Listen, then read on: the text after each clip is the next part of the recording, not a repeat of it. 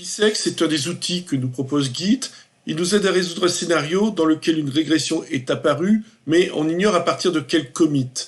La partie gauche de ce schéma montre une situation d'une branche qui contient une série de commits C1 jusqu'à C7.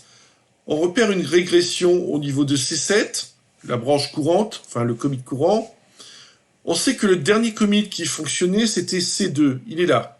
Cela signifie que la régression est apparue quelque part entre le commit C2 et le commit C7. Comment utiliser Bisect pour nous aider à retrouver où il a lieu le plus rapidement possible? Alors la démarche se fait en deux temps. On indique dans un premier temps que C7 ici est bad. Bad, ça signifie qu'une anomalie se produit. Git Bisect ne donne pas de définition particulière à bad, disons simplement que ce doit être une situation reproductible. On peut penser à un bug, une latence plus élevée ou tout ce que vous voulez. Le test, il peut être manuel ou bien un test unitaire ou automatisé, peu importe. Il faut qu'il y ait un test. Il faut que la situation soit testable, c'est ce qui permet de la caractériser. On indique également à Bisect que C2 est good. Donc on arrive à la situation qui est ici, en deuxième position. Alors, on va interroger une première fois Bisect. Il va procéder en fait par dichotomie. Il détermine que C5, ici, est juste entre C2 et C7. Il va donc faire un premier checkout sur C5 et nous proposer de lancer le test. Si on voit que le test réussit, prenons ce cas de figure, ça signifie que C5 est lui aussi good. Donc Git Bisect va le marquer tel quel et on arrive à la situation qui est ici. Bisect continue, il détermine que cette fois-ci, le milieu, c'est C6.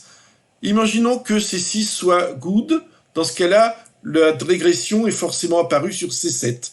Et on a terminé la détermination du commit qui a été fautif. Il n'y a plus qu'à corriger, c'est beaucoup plus simple.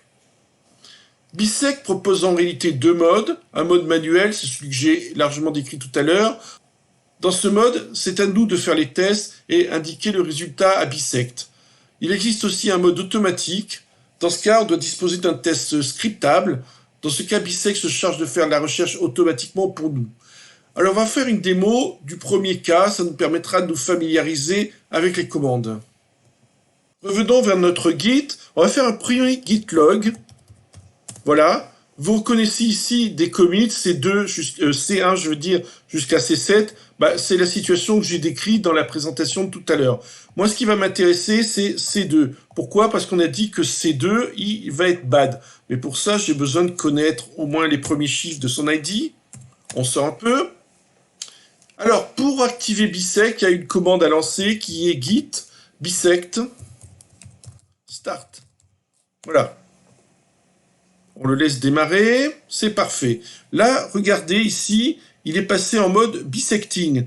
Vous voyez, c'est affiché ici. Là, vous savez que Bisect est actif et va être sensible aux informations qu'on va lui donner. Alors, on va d'abord désigner bad.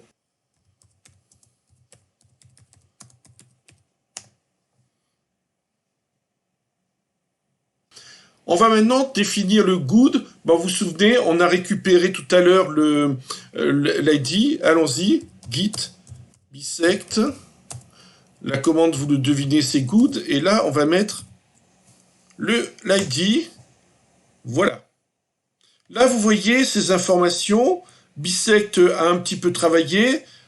Et il a déterminé C4. Bon, je ne sais pas pourquoi C4. Comme étant le juste milieu. Donc là, il nous demande de faire un test. Bon, on fait un test de deux choses l'une. Soit on a good, soit on a bad. Bon, disons que l'on a fait un test et il réussit. On va faire git bisect good. Cette fois-ci, il propose C6. Bon, on va être optimiste. On va dire que c'est good également.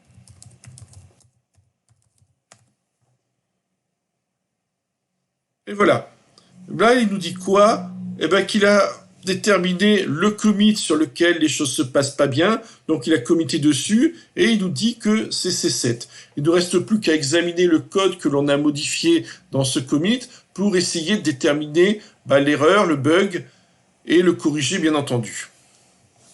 Alors, je vais terminer avec cet écran qui montre un blog vers lequel vous allez avoir déjà une répétition de la présentation générale que j'ai fait de Bisect. Et dans le deuxième, ici, Ah bah tout simplement une démonstration complète. Donc le mode manuel tel qu'on vient de le voir tout à l'heure, mais également un mode automatisé dans le cas où je peux scripter un test.